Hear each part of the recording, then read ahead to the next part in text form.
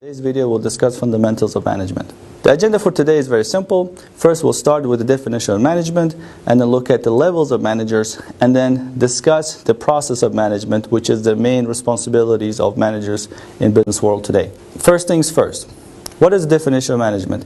In literature and books, there are different definitions that exist today, but generally, management basically means putting people and resources together in order to achieve objectives and goals of business operations. Now, those people who put together capital and resources and humans together in order to achieve goals are what we call managers. In our literature and books, 3 levels of managers exist today.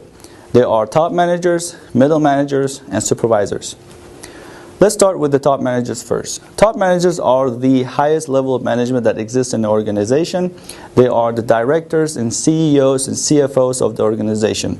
CEOs means Chief Executive Officer, and CFO means Chief Financial Officers. So these guys are the top managers of any organization. Their main responsibilities include setting objectives, creating goals, sometimes creating mission statements, vision statements for the whole organization, and then successfully delivering those or communicating those objectives to the next level of managers, which we call the middle managers. Middle managers are the guys who are moving up to the top, such as regional managers, branch managers, and so on and so forth.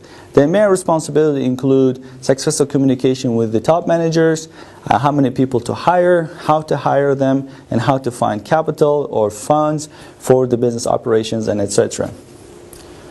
And the last layer of managers are supervisors or floor managers. Floor managers are the beginning young managers.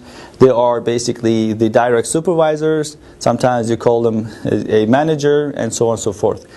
These guys are responsible to work with their team directly. So they are basically responsible for trainings, for assigning tasks, explaining tasks, and so on and so forth. Now, once we establish the definition of management and then different levels of managers in the literature, let's now go ahead and talk about management process, or the main responsibilities of managers in the business operations. The first process is planning. All managers, including the supervisors, are responsible for planning. Planning basically means setting goals and objectives for the next 5 to 10 or 15 years for the business operations. As I said, all managers are responsible for planning. Therefore, there are different levels of planning that exist in the literature today. The first one is what we call strategic planning. Strategic planning is basically setting goals and strategies, and it is usually done by top managers such as CEOs, CFOs, and directors. And then the next one is what we call tactical planning. Tactical planning is done by middle managers, regional managers, and these are basically plans on how to achieve the goals and objectives set by the top managers. And the last one is what we call operational planning, which is for the floor or supervisory managers. The supervisory managers basically, once they get the goals and objectives and how to do them by the middle managers, they have to set specific short-term goals in order to achieve the mission that was set by top and middle managers. Now, it sounds very simple, but let's take a look at a real-life example for each one of these levels of planning.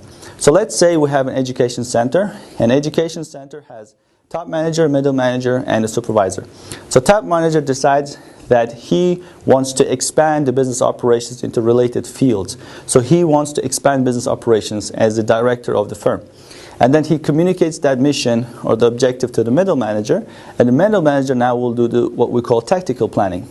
So basically, in the tactical planning, the middle manager decides that in order to expand, he wants to introduce a Spanish course. So for example, the education center had English courses before, IELTS programs and so on. And now middle manager, in order to expand the goal set by the top management, he wants to introduce Spanish courses into the program. Then the middle manager communicates that goal, which is introduction of Spanish program, into the education center. The supervisory managers have to do what we call operational planning. So in the operational planning, the supervisor basically has to find out what kind of Spanish programs he will include in the program, how many people he has to hire, and how to hire them. He has to actually do the interview himself or herself as a supervisor manager. And once they hire the new employee, the supervisor manager will be responsible for trainings that will be delivered to the new employees and so on. The next very important management process